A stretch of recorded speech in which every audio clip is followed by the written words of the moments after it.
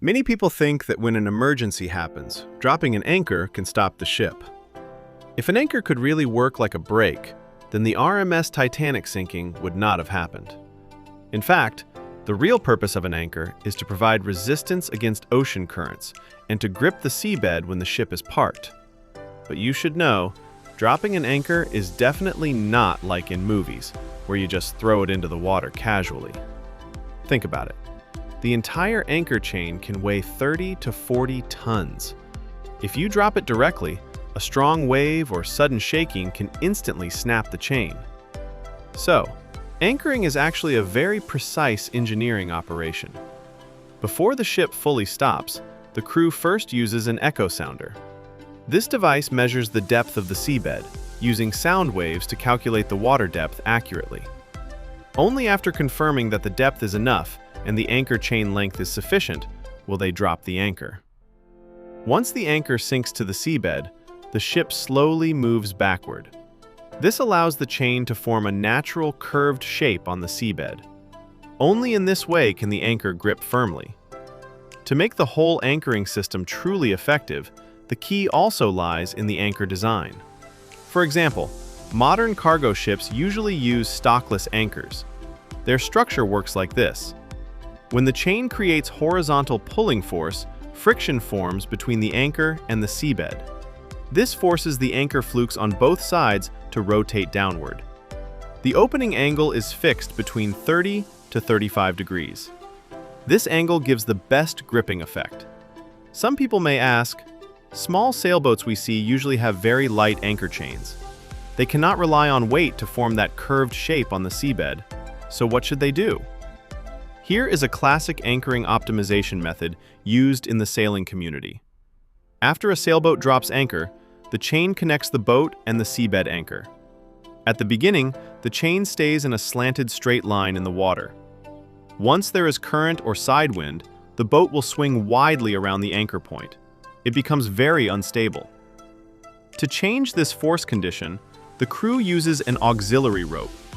They attach a metal weight ring with an opening onto the main chain.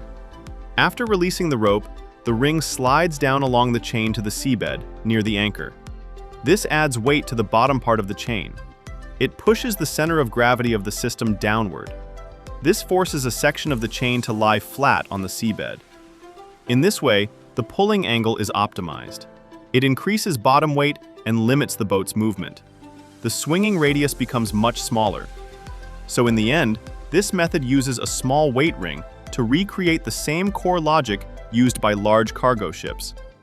Now back to large cargo ships. Since the stability of the anchoring system depends heavily on how much chain lies flat on the seabed, and all of this chain is underwater, how do the crew know how much chain has been released? They rely on a color marking system. The anchor chain is divided into many sections. Each section has a standard length of 27.5 meters. The connecting links between sections are painted red. On both sides of the red link, white links are used to show the section number. For example, one white link means the first section, two white links mean the second section, and so on. A large cargo ship usually has 9 to 12 sections in total. The total length is about 250 to 300 meters. The crew only needs to look at the part of the chain entering the water to estimate how much chain has been released. At the same time, the length of the chain must follow a scientific ratio with water depth. For example, in extreme conditions with a depth of 20 meters, they need to release about 160 meters of chain. That means maintaining an 8:1 scope ratio. This is also a strict safety standard in international maritime rules during bad weather. Finally, let's look at the mechanical process of raising the anchor and add one special situation. If the anchoring space is limited or very high positioning accuracy is needed, the ship may drop anchors on both sides of the bow at the same time. They form a V shape on the seabed. This is called double point mooring.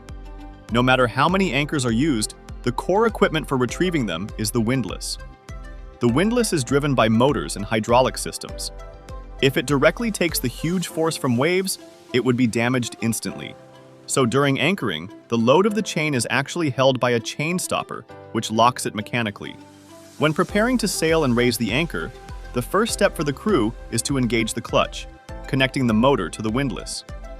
At this moment, the chain stopper is still holding tens of tons of load. Human strength alone cannot release it. So they start the motor first and lift the chain slightly. Once the motor takes over all the tension, the stopper is no longer under load. Only then can the crew safely release it. After the load transfer is complete, the operator releases the mechanical brake. Now the motor directly drives the chain wheel, pulling the heavy chain upward little by little. The extra chain that comes back falls directly into the chain locker below the deck for storage.